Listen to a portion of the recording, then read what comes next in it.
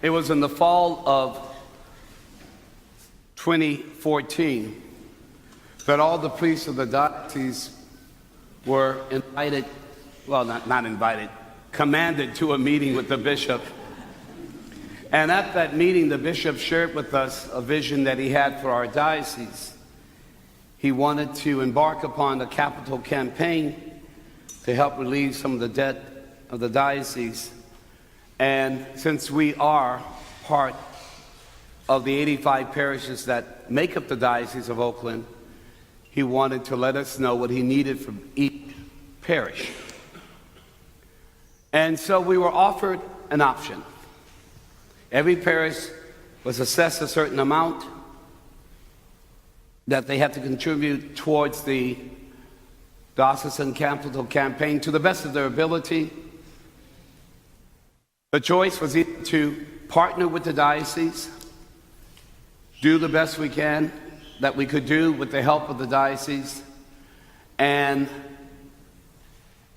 as long as we accomplished 75% of the goal that we were assessed, we would be able to keep the majority of the remaining funds. But we had to at least reach that goal. The other option was to do what we called an independent campaign, where we would satisfy the assessment that was given to us. We assumed total responsibility for that. And then whatever was left in reserve, we could keep for our parish. Well, I had a sense of my family here. And I felt that we would be more effective if we chose the latter option rather than the former one. And so I met with my finance committee, my chair is here, Steve Borg, met with the pastoral council, met with some other members of our parish family, and we all agreed that we would have our own campaign. But we didn't want to make it a capital campaign. We chose to make it a stewardship campaign. And there is a difference. We didn't just want to raise money, but we wanted to enhance who we are, grow in who we are as a family of Corpus Christi. So we accepted the assessment, which was $485,000. We had to guarantee the diocese $485,000. That might not sound like a lot, but we're not a big parish. We are about 500 families in terms of folks who show up regularly. So Steve and Kevin and Ron and I, together with the pastoral council, we said, okay, let's shoot for a goal of $1 million. So $500,000 to the diocese, and then $500,000 for us to do what we needed to do, what we felt we needed to do for our parish. We were very impressed with your response. Your pledges came in, and as we added up the pledges, it totaled $1.4 million,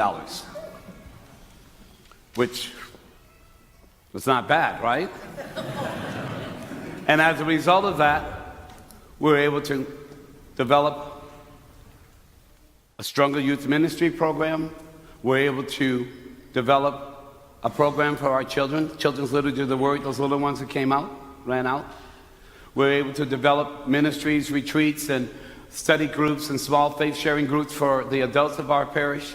So we were able to enhance our parish experience as a family of Corpus Christi. And then there were plant things, physical plant things that we needed to do. As some of you know, these lights, the 20 years I was here, this is the first time that all these lights worked.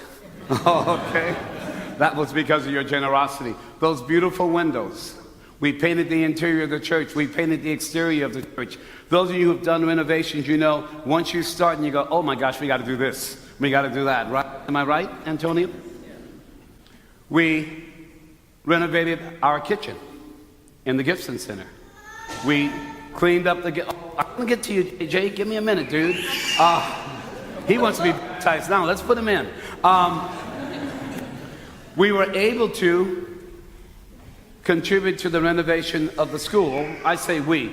There were two very generous parishioners. We had set aside, our goal was to contribute $200,000 to the school's continued renovation. Two parishioners gave us $100,000 each. So we took care of that real quickly, huh? Miss Murphy could not believe it. Neither could I. But I should have believed it, because that's who you are. That's what it means to be part of Corpus Christi. And it's not just the money, it's all the volunteers, all the prayers, all the folks who in one way or another said, yes, we want to help. So, it was exactly 4 years ago this weekend, 4 years ago this weekend, that I spoke to you for the first time about this. And I said, this is our vision. We want to embark upon a stewardship campaign. And we will take care of our responsibilities to the diocese. Whether we want to or not, we're going to do it. But we're going to take care of ourselves as well. And I'm proud to say that we've been doing that. We were doing it before, but we did it in a real focused way over the last 4 years. Of the pledges of 1.4 million, we have received from you 1.2 million, which is really good. And we want to invite those of you who are still making your pledge to continue to do so. Now, here's the bargain. Those of you who haven't had a chance to make a pledge, it's not too late, okay? So I just want to let you know, you can surely do that. But what's more important is this. We thought that you need to know what you've done and what we've done with your generosity. So again, our brother Steve put together this wonderful brochure, and it had a description and outline of how we have spent the money that you so generously gave us. I'm not going to walk through this outline now. AJ needs to be baptized. But what I'd like to invite you to do is to take this brochure home. We have some at each of the exits. Take a look and look at what we've done and what we still hope to do. You see, we didn't just do this for ourselves. We did this for AJ, for all those little kids who went out for Children's Liturgy of the Word. We're their stewards, and hopefully one day they'll be willing to be stewards for the kids who are going to come after them. But we couldn't have gotten to where we are today without you.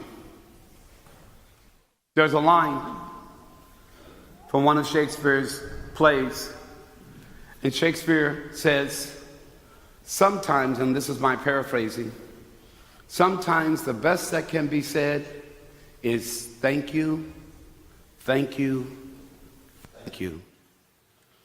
On behalf of your family, I want to thank you. Amen? Amen.